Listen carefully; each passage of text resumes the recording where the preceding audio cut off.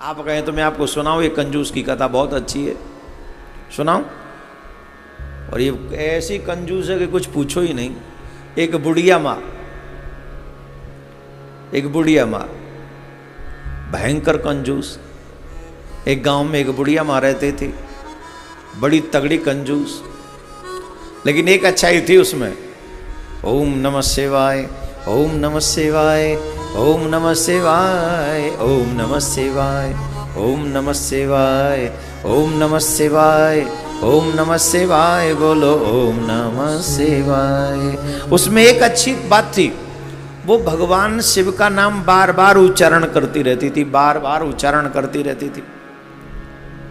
लेकिन जब भी उसके कोई द्वार पे आता, उसे कुछ भिक्षा मांगता,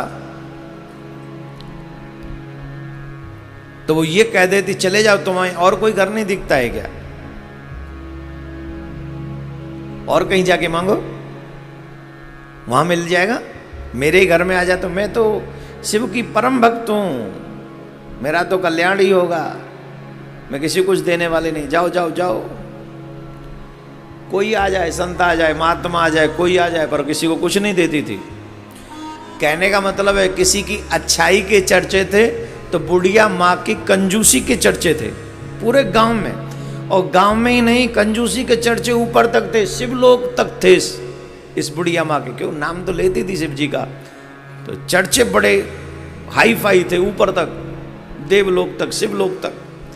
बाबा भोलेनाथ तक भी आवाज गई कि बड़ी तगड़ी कंजूस है, किसी को कुछ नहीं देती है। तो बाबा ने सोचा चलो कुछ प्लान करते हैं, हम भी चलते हैं, क्या पता हमें देख के दे दे। तो बाबा इस बुढ़िया माँ के पास में एक भिक्षुक का रूप बनाकर आए, भोले बाबा, भूत बावन। तो एक भिक्षुक का रूप बनाकर जब भोलेनाथ बुढ़िया माँ के पास में गए, मैया के पास गए, तो मैया से कहा भिक्षाम दे, भिक्षाम दे, भिक्षाम दे, भिक्षा दो। अब डायरेक्ट मना करना ठीक नहीं लगा उसे, बोलेगा थोड़ी देर बाद आना। बाबा थोड़े गांव में घूम घाम के फिर आए, भिक्षाम दे, भिक्षाम दे। अरे बोले बाबा थोड़ी देर बाद में आना। सुबह सुबह पहुंचे थे, दोपहर को आए, अब दोपहर को कह रहे थोड़ी देर बाद आना। बाबा बोले सही चर्चे हैं मैया के, झूठ नहीं है, मिलावट नहीं है, मैया सही है। पर बाबा तो बाबा बोले आज हम देखें कि कब तक मना करती है। फिर गए, थोड़ी देर बाद शाम सीख लौट आए, बोले भिक्षाम दे, भिक्षाम दे, अब तो भिक्षा दो। अरे बोले बाबा अब शाम हो गई, अभी रात्रि का भोजन बना नहीं है, थोड़ी देर बाद में आना। बाबा बोले कोई बात नहीं। फिर 2-4 राउंड लगा के आ गए गांव के, फिर लौट के आ गए, बाबा भिक्षाम दे। अरे बाबा अब तो तुम लेट हो गए, हम तो खा के हो गए, निर्चू हो गए हम तो खा के, अब तुम अपने आप देखो, फिर आना। बाबा बोले कोई बात नहीं, आज यही गांव में रुकेंगे हम रात में, देखें तो सही तू कितना मना करती है। दूसरे दिन भोर होते होते फिर बाबा पहुंच गए, भिक्षाम दे, भिक्षाम दे। अब तो मैया से रहा नहीं गया। मैया बोली बाबा तू तो मेरे ही पीछे पड़ गए हो, या पूरे गांव में कोई ना दिख रहे होगा तो जरूरी है मैं तो डायरेक्ट ना ही कर दूं, जब ये अच्छो लगेगा मैं ना देनो चाह रही, तो समझ में ना आ रहा हूं। समझदार आदमी बैठे कहें जो इशारे समझ जाए। और तू दोपहर सवेरे आएगो मैं ना ही कर दी, एक बाद में आई हो, फिर एक देर बाद आएगो मैंने बाद में आई हो। 4-5 बेर तो जब कह दी बाद में आई हो, या को मतलब है यहाँ आई हो ही मत, तू समझ रही हो ना है। जट बाबा समझ गए कि मैया वाकई दिल से कंजूस है, ये सब वैसे ही नहीं, तगड़ी कंजूस है। या के तो कितने पीछे पड़ जाओ, पर या के हाथ एक दानों नहीं निकले। तो बाबा भोलेनाथ क्या करते, भिक्षुक के रूप में आए, जट बाबा चले गए, बोले मैया नहीं देगी। समय तो समय, धीरे धीरे समय खिसके हो।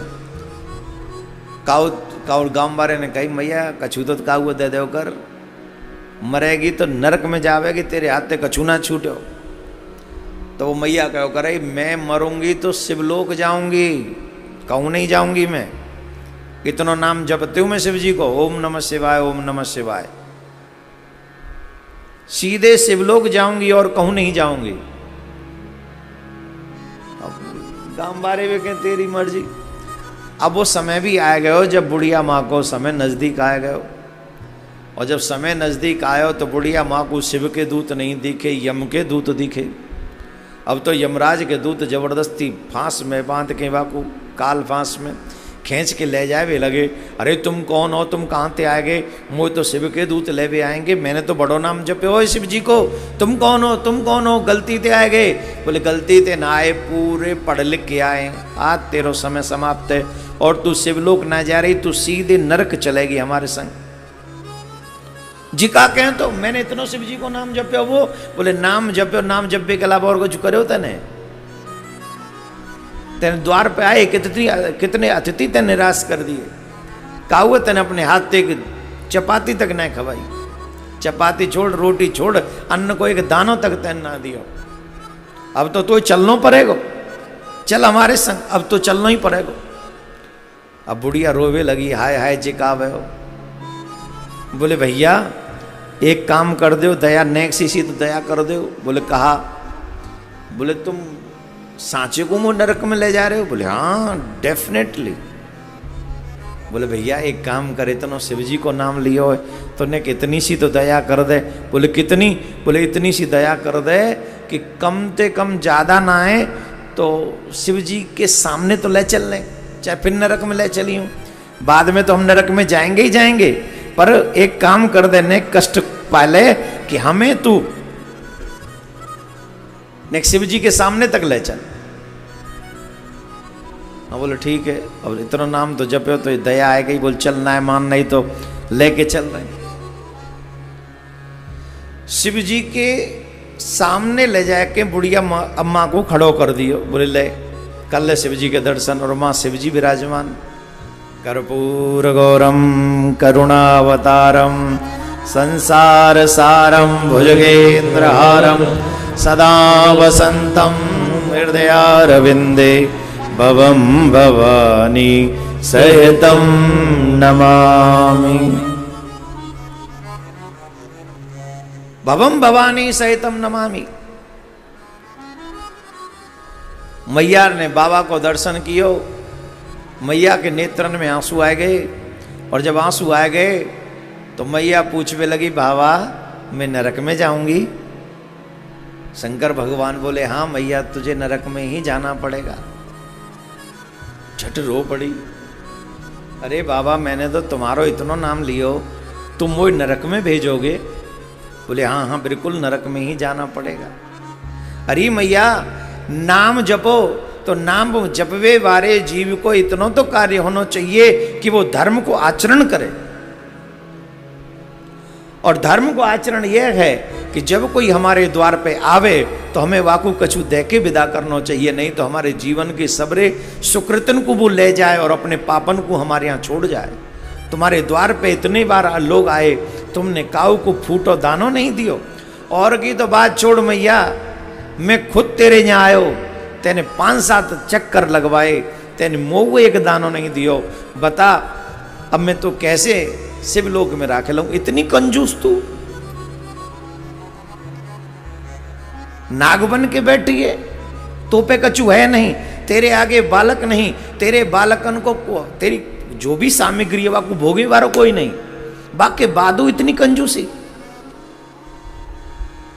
अब बता तू कैसे स्वर्ग में जा सके? बता। है बाबा जी तो मुंह पर तो ही ना आई, मुंह पे तो अपराध है गो बाबा, एक बेर मौका मिल सकत हो? बोले अब क्या मौका चाहिए? बोले बाबा कछु दिन के ही सही, पर एक बेर अवसर दो। बोले हाँ तुमने हमारा नाम बहुत जपा है, इसलिए हम तुम्हें 1 हफ्ते का मौका दे सकते हैं। मरी भई बुढ़िया अम्मा नाम के प्रभाव से 1 हफ्ता का पुनः जिंदी कर दी भगवान ने कि जा, और वही शरीर में जाके समा गई, फिर से जिंदी हो गई।